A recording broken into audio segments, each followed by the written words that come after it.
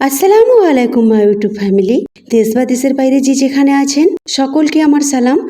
সকলে সুস্থ থাকুন, ভালো থাকুন আর নেক পথে চলুন, এই দোয়াই করি আল্লাহ পাকের কাছে। আর আপনারাও আমাদের জন্য দোয়া করবেন, আমরা যেন সুস্থ সবল থাকতে পারি আর নেক পথে চলতে পারি।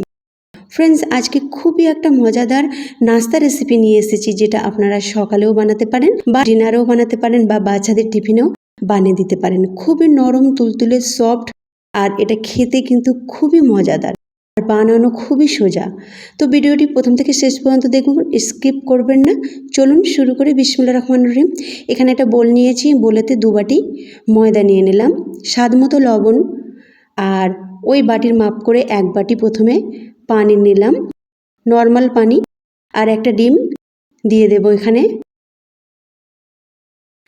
এবার ভালো করে এটাকে মেশাবো, আর পানি আরও লাগবে, তো একটু একটু করে পানি দেব। প্রথমে একসঙ্গে আমি পানি দিলাম না, তো এইভাবে মেশাতে মেশাতে আমি পানিটা দেব।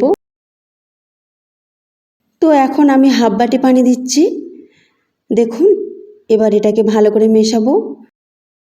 তো এইভাবে নাড়তে নাড়তে যখন দেখব একেবারে স্মুথ হয়ে গেছে আর ব্যাটার একেবারে সঠিক হয়ে গেছে, তখন আর পানি দেব না। তো হাফ বাটি পানি আরও দিয়ে দিলাম। টোটাল এখানে 2 বাটি পানি দেওয়া হলো, আরও পানি লাগবে, তো আরও হাফ বাটি পানি এখন দেব। দেখুন ব্যাটার খুবই ঘন, এত ঘন ব্যাটার আমার চাই না। তো আর হাফ বাটি পানি দিয়ে দেব, আর এটা রেখে দিচ্ছি, পরে যদি দরকার লাগে দেব। এখন আপাতত এটা দিয়ে ভালো করে মিশিয়ে নিয়ে আমি এটাকে রেস্টের জন্য ঢাকনা চাপা দিয়ে রেখে দেব। মোটামুটি 10 মিনিটের জন্য রেস্টে এটা রাখবেন, কারণ ময়দা ফুলবে, তখন আরও একটু ঘন হবে। তো চলুন এবার ঢাকনা চাপা দিয়ে এটাকে 10 মিনিটের জন্য রেস্টে রাখছি, তারপর বাকি কাজটা করে নেব। তো আপনাদের প্রথমে আমি এর কনসিস্টেন্সিটা দেখিয়ে দিচ্ছি চামচ দিয়ে। দেখুন এই রকমের ঘনত্বটা আছে এখন। তো এখন এটা ঢাকনা চাপা দিয়ে রাখলাম।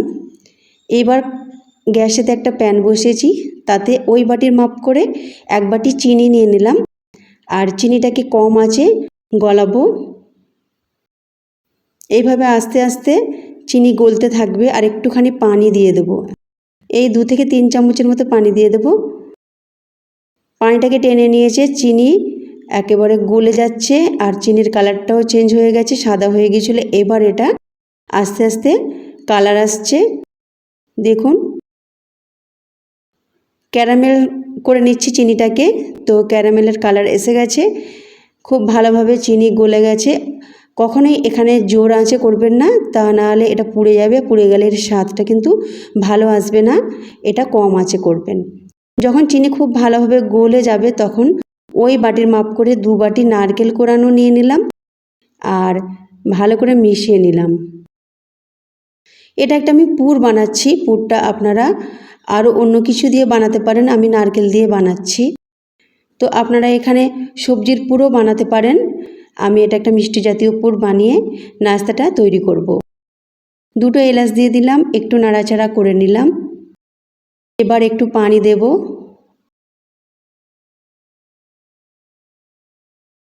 পানিটা দেব, তারপরে একটু নাড়াচাড়া করব, তারপরে 2 চামচ চালের গুঁড়ো দেব। নাড়াচাড়া করে নিয়েছি, এবার 2 চামচ চালের গুঁড়ো দিলাম, আর একটু পানিও দিয়ে দিলাম।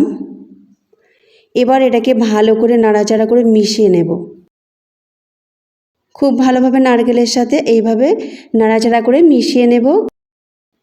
যখন খুব ভালোভাবে মেশানো হয়ে যাবে, তখন ঢাকনা চাপা দিয়ে কম আঁচে এটাকে প্রায় 5 মিনিটের মতো বসিয়ে রাখবো। একদম কম আঁচে বসিয়ে রাখবেন, যাতে চালের গুঁড়োটা একটু ফুলে যায়, সেই জন্য এটা করব। তো চালের গুঁড়ো ফুলে যাবে আর নারকেলের সঙ্গে খুব ভালোভাবে মিশে মাখা মাখা হয়ে যাবে, তাতে পুরটা কিন্তু খেতে খুব ভালো হবে। তো 5 মিনিট পর আমি আপনাদেরকে দেখাচ্ছি। দেখুন শুকিয়ে গেছে, আর চালের গুঁড়ো একদম নারকেলের সাথে মিশে গেছে, আর এই পুরটা খেতে কিন্তু খুব দারুণ। চাইলে আপনারা এতে ড্রাই ফ্রুটও দিতে পারেন, তাতেও কিন্তু আরও বেশি টেস্ট বাড়বে। এবার আমি একটা প্লেটে তুলে নিচ্ছি এটাকে ঠান্ডা করার জন্য।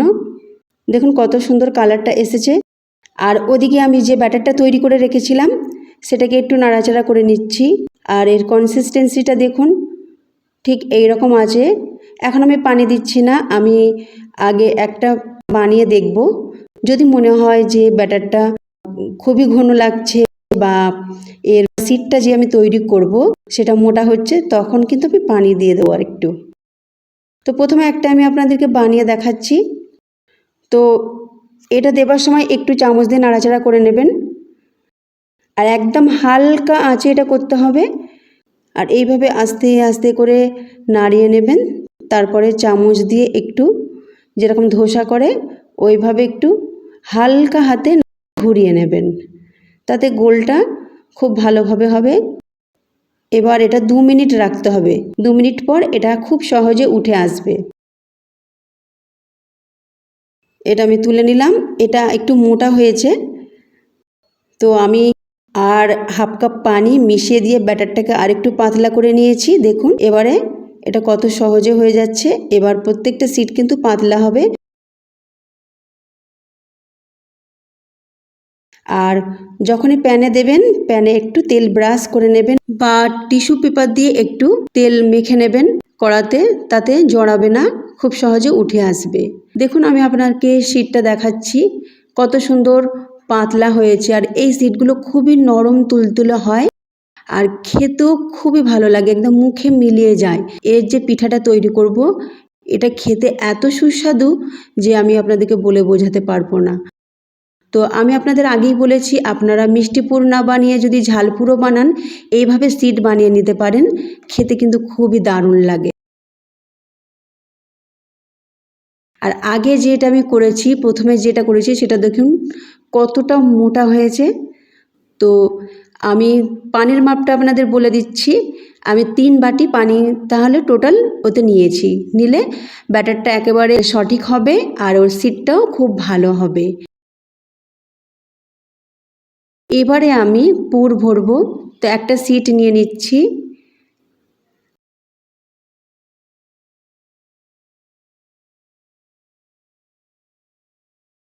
রেক্ট্যাঙ্গেল শেপ দিয়ে দিচ্ছি।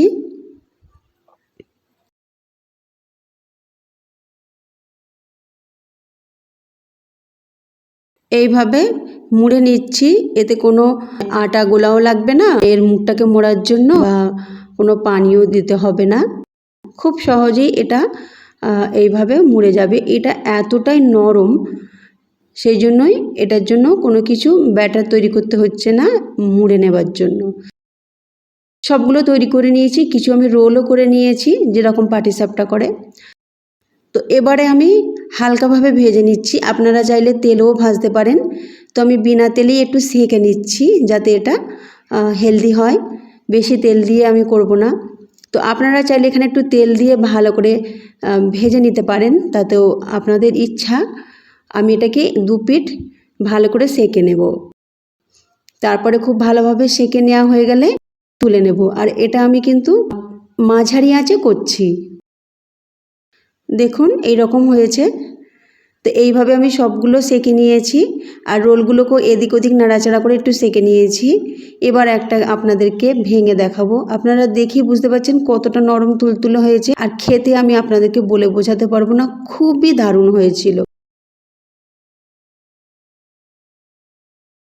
তো ফ্রেন্ডস, রেসিপিটি ভালো লাগলে অবশ্যই লাইক করবেন, তার সাথে প্রচুর প্রচুর শেয়ার করবেন, তার সাথে যারা নতুন রয়েছেন সাবস্ক্রাইব করে পাশে থাকবেন, আর একটা কমেন্ট অবশ্যই করবেন। আল্লাহ হাফেজ।